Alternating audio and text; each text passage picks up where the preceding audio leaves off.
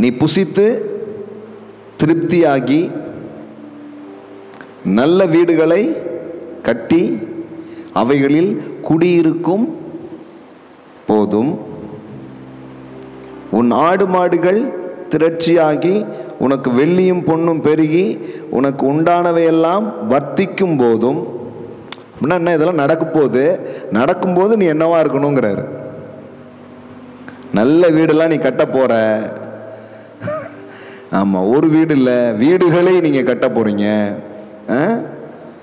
திருப்தியாக புசிப்பிக்க போறீங்க. உன்னுடைய பிஸ்னஸ் பெருசாக போகுது, இன்னும் பல மடங்கு அது பெருக போகுது. வெள்ளியும் பொண்ணும் என்ன பண்ண போகுது, வர்த்திக்க போகுது. வர்த்திக்கும் போது நீ என்னவா இருக்கணும்னு முன்னாடியே சொல்லித்தரார்.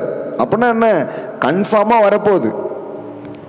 பாருங்க, எதை குறித்து உங்களுக்கு பயிற்சி அளிக்கப்படுகிறதோ அது உங்கள் கையில் சீக்கிரம் வரப்போகிறது என்று அர்த்தம்.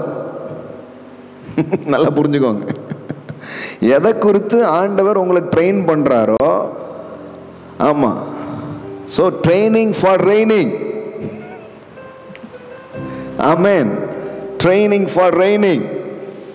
ஒரு பயிற்சி நடக்குதுனால உங்க கையில் அது கொண்டு கொடுக்கப்பட போகுதுன்னு அர்த்தம், உங்க கையில் வரப்போகுதுன்னு அர்த்தம்.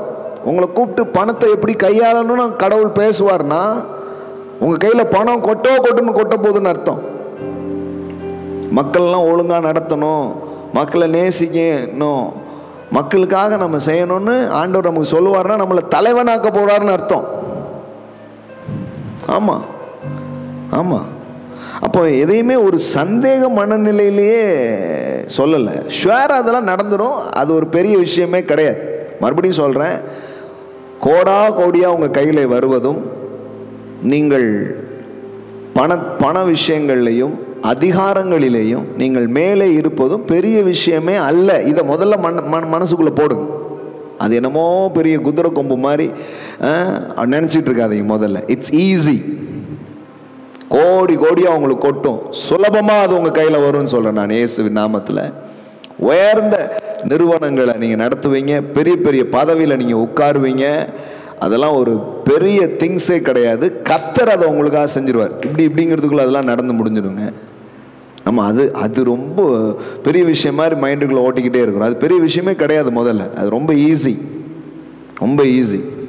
ஆனால் அதெல்லாம் வரும்போது நாம் என்னவா இருக்க போகிறோம், எப்படி அதை ஹேண்டில் பண்ண போகிறோம் அப்படிங்கிறதுக்கான ஒரு ஹார்ட் கல்ச்சர் நமக்குள்ளே உருவாகிறது தான் ரொம்ப ரொம்ப முக்கியமான ஒரு விஷயமா இருக்குது.